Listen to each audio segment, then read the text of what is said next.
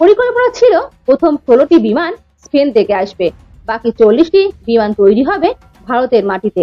এই প্রকল্পই পরবর্তীতে ভারতের বিমান নির্মাণ শিল্পে বিপ্লব ঘটায়।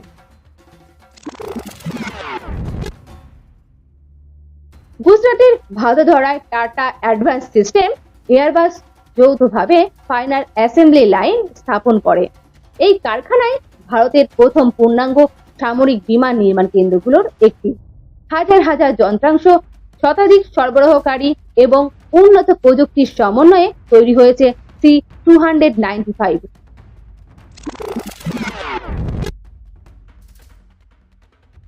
সর্বোচ্চ গতি প্রায় 480 কিলোমিটার প্রতি ঘন্টা, রেঞ্জ প্রায় 5000 কিলোমিটার, 71 জন সৈন্য পরিবহন, 9 টন কার্গো বহন, 24টি স্ট্রেচারে আহত সৈন্য সরিয়ে নেওয়ার ক্ষমতা, ছোট ও দুর্গম রানওয়েতে অবতরণ করার ক্ষমতা।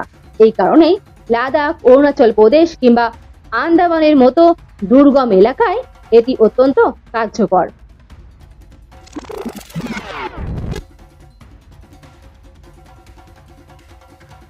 যুদ্ধের সময় দ্রুত সৈন্য, অস্ত্র, গোলা বারুদ এবং খাদ্য পৌঁছে দিতে পারে C-295। প্রাকৃতিক দুর্যোগে আটকে পড়া মানুষদের উদ্ধারেও এটি গুরুত্বপূর্ণ ভূমিকা পালন করে। অর্থাৎ এটি শুধু একটি পরিবহন বিমান নয়, এটি চলমান লাইফ লাইন।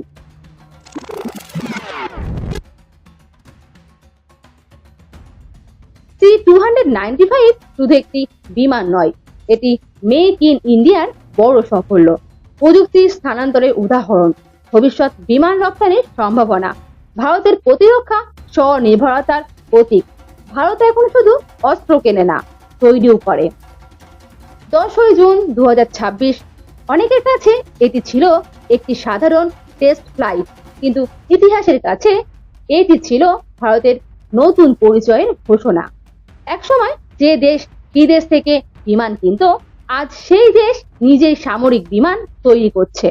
এয়ারবাস C-295 শুধু ধাতুর ইঞ্জিন আর যন্ত্রাংশের সমষ্টি নয়, এটি ভারতের আত্মবিশ্বাস, এটি ভারতের প্রযুক্তিগত অগ্রগতি, এটি ভারতের ভবিষ্যতের ডানা। আর হয়তো একদিন বিশ্বের আকাশে উড়বে আরো অনেক বিমান, যার গায়ে লেখা থাকবে মেড ইন ইন্ডিয়া। ভিডিওটি যদি হেল্পফুল মনে হয় তাহলে ভিডিওটি সকলের সঙ্গে শেয়ার করুন। এরকম আরো তথ্যভিত্তিক ভিডিও পেতে আমাদের পাশে থাকুন। ধন্যবাদ।